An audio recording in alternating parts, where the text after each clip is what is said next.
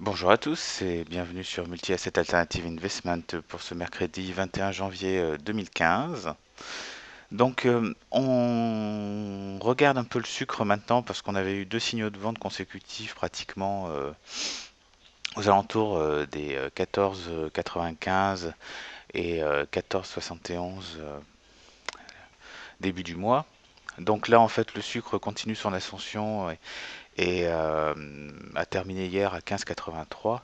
Nous, on a encore eu un signal de vente sur le modèle à 15,39. Donc au maximum, on peut faire que 4 moyennes à la hausse, hein. Là, on a déjà fait 3, 2. Il nous en restera une dernière par rapport au cours initial à 14,71. Donc là, si on comptabilise 15,39, ça nous fait un average price de 15,01.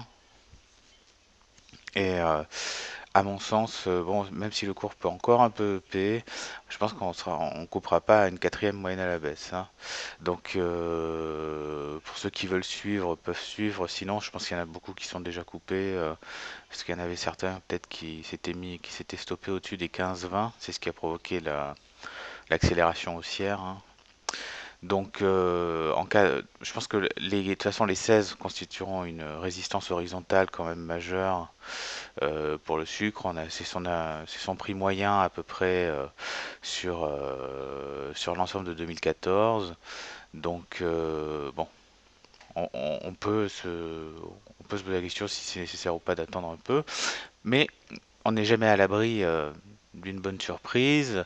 Et à mon sens, un retour même sur 15-20 ou 15-15 constituerait actuellement un bon point de sortie en fait. Mais on verra à quel niveau on va mettre notre dernière position short. Pour ce faire,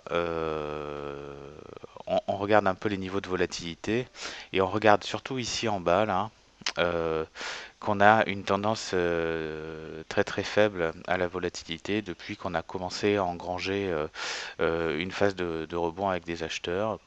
Vous voyez, quand on commence à être comme ceci, ça veut dire qu'on va avoir beaucoup de volatilité. Et après, on a un tassement de volatilité sur la même période.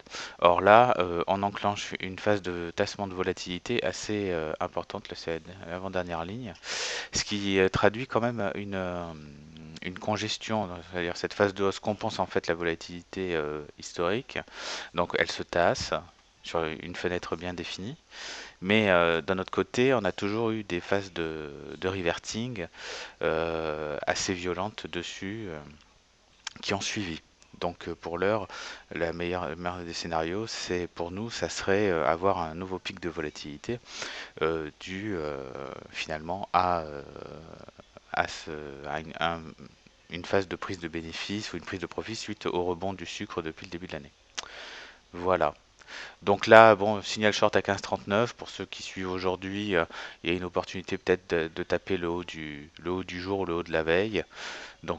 Améliorer en conséquence le PRU, le prix de revient unitaire.